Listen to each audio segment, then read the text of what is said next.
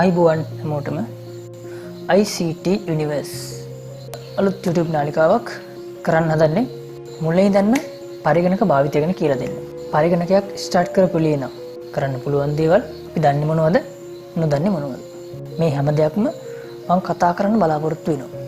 මූලිකවම මම මේකේ පළවෙනි වීඩියෝ දෙක ඉලක්ක කරන්නේ පරිගණකය සහ මෙහෙයුම් පද්ධතිය කියන දෙකටම ආධුනික පිරිස. ඒත් නිතර පරිගණක භාවිතා කරන අයටත් තමන් නොදන්න ටිප්ස් ගොඩාක් මේකේ තියෙන්න පුළුවන්. අපි කවුරු කොයිතරම් පරිගණක භාවිතා කරත් මේ ශ්‍රේෂ්ඨය තුල අපි නොදන්න දේවල් ගොඩාක් තියෙන්න පුළුවන්. ඒ හින්දා මම ආරාධනා කරනවා හැමෝටම එකතු වෙන්න මාත් එක්ක. මම දාන වීඩියෝස් මුලින්ම බලන්න. ඒ වගේම නොදන්න දේවල් අහන්න කියලාත් මම ඔයාලට කියනවා.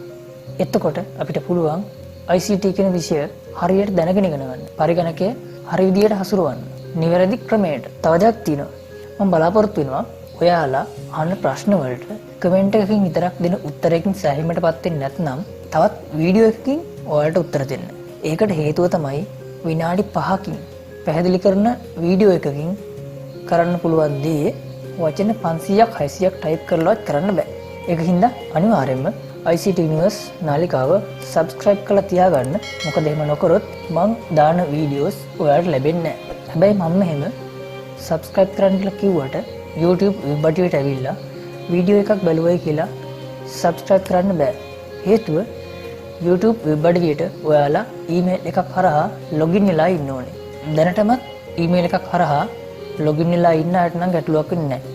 ඉතින් ආරම්භයක් විදිහට මං මේ හඳුන්වා දීමේ වීඩියෝ එකට අමතරව තවත් වීඩියෝස් දෙකක් එකපාර අරන් ඇවිල්ලා තියෙනවා. මෙන්න මේ ප්‍රශ්නය තුලේ ඔයා හිර වෙලා ඉන්නවා නම් පරිගණකයක් ස්ටාර්ට් කරපු වෙලේ ඉඳන් පේන තියෙන දේවල් අපි සිංහලෙන් කියන අතුරු මුහුණත කියලා ඉංග්‍රීසි වලින් කියනවා ඉන්ටර්ෆේස් කියලා.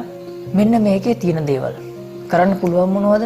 පේන්න තියෙන්නේ මොනවද මේකේ තියෙන කොටස් පළවෙනි වීඩියෝ එකෙන් ගෙනල්ලා තියෙනවා.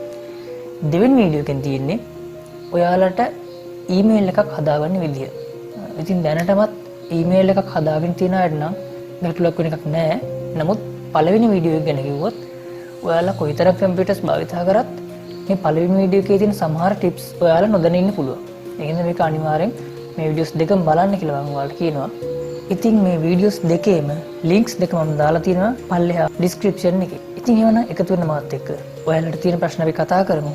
ඔයාලා ගාව දැනටමත් තියෙන ප්‍රශ්න අහන්න පල්ලෙහා තියෙන කමෙන්ට් සෙක්ෂන් එකේ. තොරතුරු තාක්ෂණය නැත්තම් ICT එක්ක ඉස්සරහට ලොකු ගමනක් යන් ඔයාලගේ තියෙන සම්පූර්ණ ගැටලු निराකරණය කරගෙන